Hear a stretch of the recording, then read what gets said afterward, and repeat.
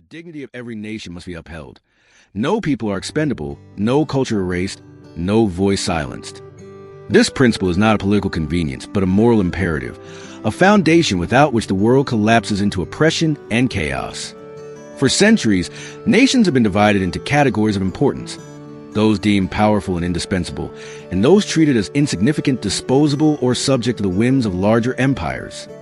This hierarchy is not only unjust, it is a denial of the fundamental worth and identity given to every people. A nation is not merely a line on a map or a collection of resources to be exploited. It is a living embodiment of a people, their heritage, their language, their traditions, and their hopes. To diminish one nation is to diminish humanity itself. History is littered with examples of nations whose dignity was trampled underfoot. Colonizers carved territories as if drawing lines through lifeless land, disregarding the cultures, faiths, and communities that existed there for centuries. Empires rose and fell, leaving behind scars of exploitation, slavery, and plunder. These were not accidents of history. They were deliberate acts of arrogance, in which the strong believed they had the right to erase the weak. Yet time and again, even the smallest and most oppressed nations rose from the ashes, because dignity is not granted by the powerful. It is inherent.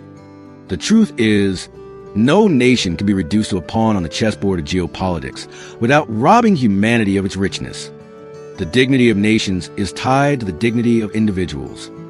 Just as every human being bears worth that cannot be stripped away by external power, so too every nation carries within it a unique contribution that no other can replicate. Languages are not mere tools of communication. They are the vessels of a people's soul. Traditions are not outdated customs. They are the living memory of generations. Land is not only soil to be mined or conquered. It is sacred ground that shapes identity, belonging, and continuity. When the dignity of a nation is denied, these treasures are silenced, and the world is impoverished. The loss of one voice is not a local tragedy. It is a global one, for humanity is a tapestry, and when one thread is cut, the entire fabric weakens. To affirm the dignity of nations is to reject the idea that might makes right. Military strength, economic wealth, or political influence do not grant the authority to trample over others. The true measure of greatness is not domination but respect.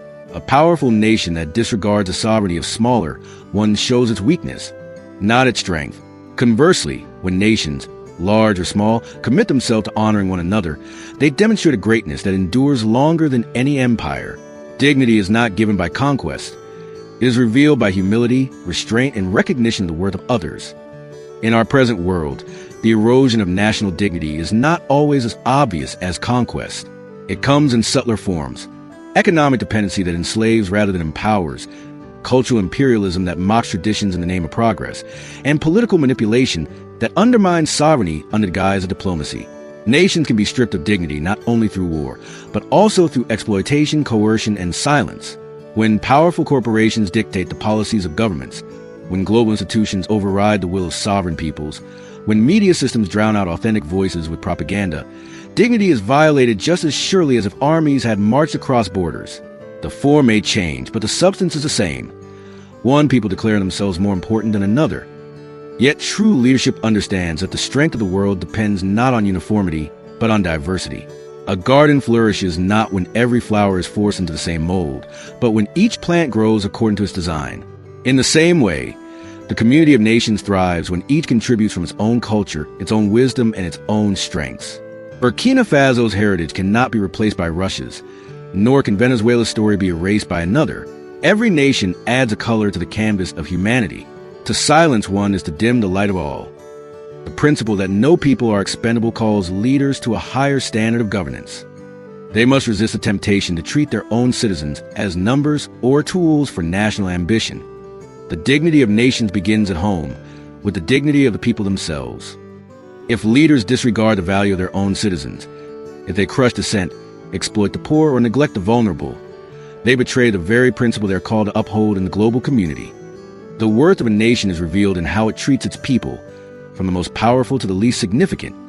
It also requires nations to defend one another when dignity is under threat. Silence in the face of oppression is complicity. When a small nation is bullied, when a culture is ridiculed, when a people's voice is silenced, the world must not stand by as though nothing is at stake.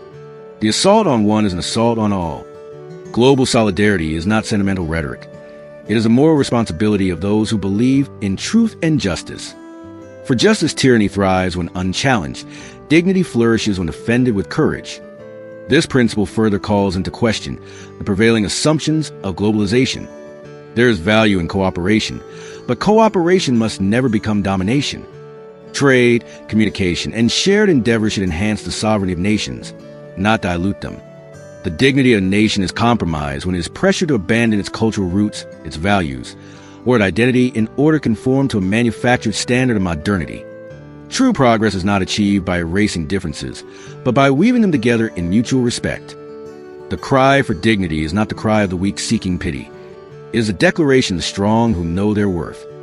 When nations such as Burkina Faso, Venezuela, or others insist that they will not be pawns of foreign powers, they are not rejecting cooperation. They are affirming dignity. When leaders speak of sovereignty, they are not clinging to outdated notions. They are preserving the lifeblood of their people. This insistence on dignity is not an obstacle to peace, but the foundation of it. For peace without dignity is nothing more than submission. Dignity, then, is not optional. It is a dividing line between justice and injustice, between freedom and tyranny, between truth and lies. To deny it is to sow the seeds of conflict, for people will never quietly accept their own erasure. The oppressed will rise, the silent will speak, the forgotten will be remembered. The cry for dignity cannot be extinguished, because it is bound up with the very essence of humanity.